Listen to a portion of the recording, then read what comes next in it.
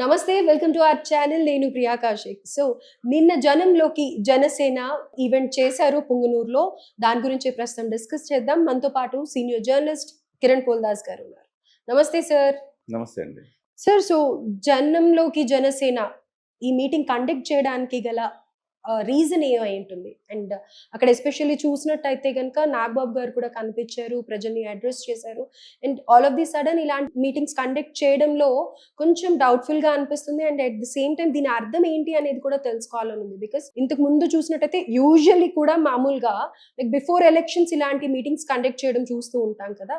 So ఇప్పుడు all of the sudden ఇలాంటి meeting పెట్టడానికి గల కారణం ఏంటి? ఎస్ ప్రియాంక గారు, అంటే జనంలోకి జనసేన కార్యక్రమం స్పష్టంగా పార్టీ బలోపేతం చేసుకోవటానికి ఉద్దేశించిన మీటింగ్గా మనం చూడాలి. ఓకే, వాస్తవానికి మీరు చెప్పింది వాస్తవమే. ఏంటంటే ఎన్నికలు దగ్గర పడ్డము, లేకపోతే ఏదో ఒక ప్రత్యేక సందర్భాల్లో తప్ప పార్టీ ఇంత పెద్ద మీటింగ్లు పెట్టడం అనేది సహజంగా జరగదు. కానీ ఇంత పెద్ద మీటింగ్ పెట్టింది పార్టీ, అది కూడా వరుసగా ఇక పార్టీ మీటింగ్లు నిర్వహిస్తారు. ఇలాంటివి కేవలం పార్టీ అధికారంలోకి వచ్చి కేవలం 7 నెలలు మాత్రమే అయింది. ప్రభుత్వం బ్రహ్మాండంగా నడుస్తోంది. ఈ క్రమంలో మళ్ళీ పార్టీకి సంబంధించిన పొలిటికల్ మీటింగ్ ఎందుకు పెట్టారు అనేది సహజంగా అందరికి వచ్చే సందేహమే. దీనికి ప్రధానంగా జనసేన పార్టీకి క్యాడర్ లేకపోవటం అనేది, సంస్థాగత నిర్మాణం లేకపోవటం అనేది ప్రతి సందర్భంలో కూడా ఒక లోటుగా తొలుస్తూ ఉంటుంది. ఇవాళ కాదు, దాదాపు 10 ఏళ్లుగా పవన్ కళ్యాణ్ గారు 2013లో పార్టీ పెట్టినా కానీ 10 ఏళ్ల నుంచి పవన్ కళ్యాణ్ గారు పార్టీకి సంబంధించి సంస్థాగత నిర్మాణం లేదు అన్న మాటలు వినపడతా ఉంటాయి. ప్రతి సందర్భంలో ఎవరైనా పార్టీని విమర్శించాలంటే సంస్థాగత నిర్మాణం లేదు. పార్టీకి నిర్మాణం లేకపోతే ఎట్లా మీరు బలోపేతం అవుతారు? సో కేవలం పవన్ కళ్యాణ్ గారిని ఒక్కడిని చూపిస్తే అయిపోతుందా? ఇలాంటి మాటలు చాలామంది మాట్లాడుతుంటారు. నిజమే, సంస్థాగత నిర్మాణం తప్పనిసరిగా ప్రతి పార్టీకి కావాల్సిందే. అందులో వెనకబడ్డ మాట కూడా వాస్తవమే. అయితే ఈసారి దాన్ని చాలా బలంగా జనంలోకి తీసుకెళ్లే ఒక ప్రయత్నం జనసేన పార్టీ నుంచి జరుగుతోందని చెప్పాలి. జనసేన పార్టీ ప్లీనరీ నిర్వహిస్తోంది. మార్చి 14వ తారీఖున జనసేన పార్టీకి సంబంధించిన ఆవిర్భావ దినోత్సవం. ఈ దినోత్సవాన్ని పురస్కరించుకొని 12, 13, 14 3 రోజుల పాటు నిర్వహిస్తోంది. సహజంగా తెలుగుదేశం పార్టీ కూడా 2 రోజులు లేదా 3 రోజులు తమ పార్టీ ఆవిర్భావ దినోత్సవాలను జరుపుకుంటూ ఉంటుంది. పవన్ కళ్యాణ్ గారు ఈ పార్టీ ఆవిర్భావ దినోత్సవానికి ప్లీనరీ అని నామకరణం చేశారు. 12, 13, 14. మరి 3 రోజుల పాటు ఏం జరుగుతాయి? 3 రోజుల పాటు జరగాలంటే పార్టీకి సంస్థాగత నిర్మాణమే లేదు. అలా ఉన్నప్పుడు 3 రోజుల పాటు ఏ కార్యక్రమాలు చేస్తారు అనేది ప్రధానంగా మనం ఆలోచించాలి. సో పార్టీని బలోపేతం చేసుకోవటం కోసమే ఈ 3 రోజులు నిర్వహించారు. అంటే ఏం జరుగుతుందంటారు? ఆ 3 రోజుల పాటు రకరకాల తీర్మానాలు చేస్తారు, రకరకాల విభాగాలు కూర్చుంటాయి, రకరకాల చర్చలు జరుపుతూ ఉంటాయి. సో బీసీ విభాగం అంటారు, ఓసీ విభాగం అంటారు, మహిళా విభాగం అంటారు, ఎస్సీ విభాగం అంటారు.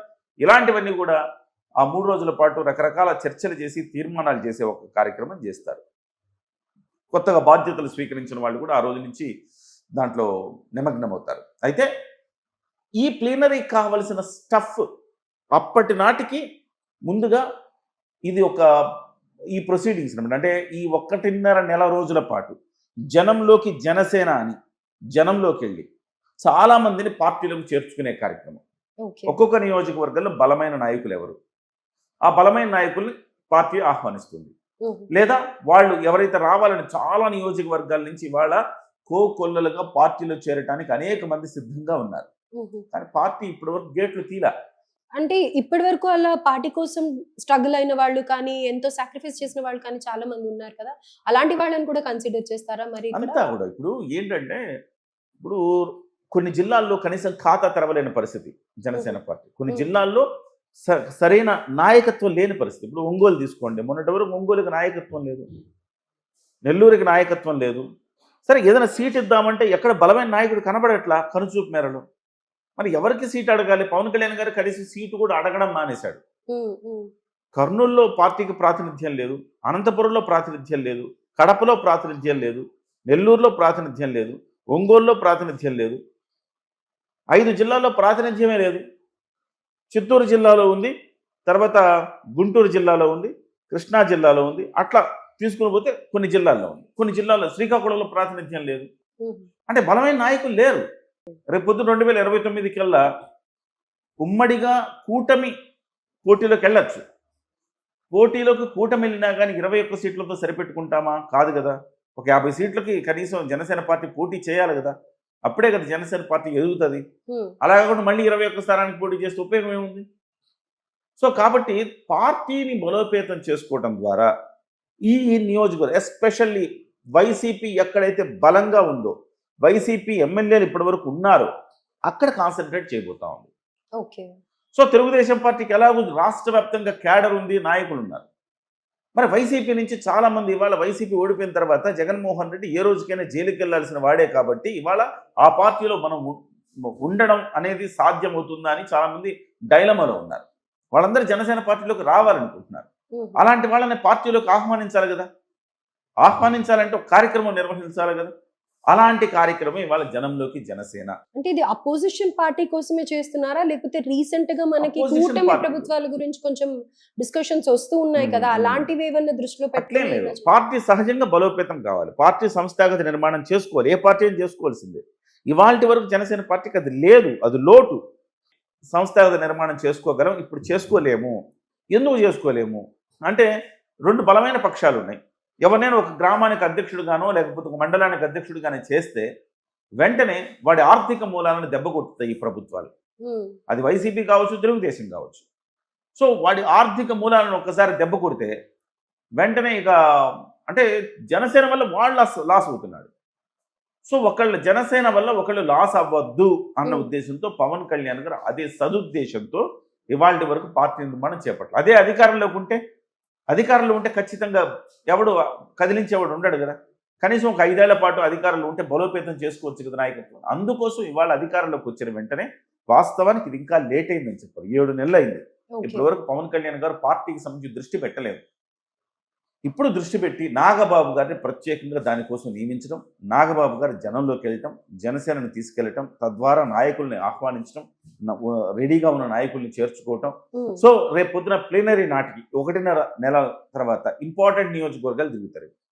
రేపు ప్లీనరీ నాటికి డెఫినెట్గా ఆయా నియోజకవర్గాల నుంచి ముందు ఫోకస్ చేస్తున్న నియోజకవర్గాలు ఏదైతే వైసీపీ గెలిచిందో ఆ నియోజకవర్గాలు ఫోకస్ చేస్తున్నారు. 11 నియోజకవర్గాలు. ఈ 11 నియోజకవర్గాల నుంచి నాయకత్వాన్ని తీసుకొస్తారు.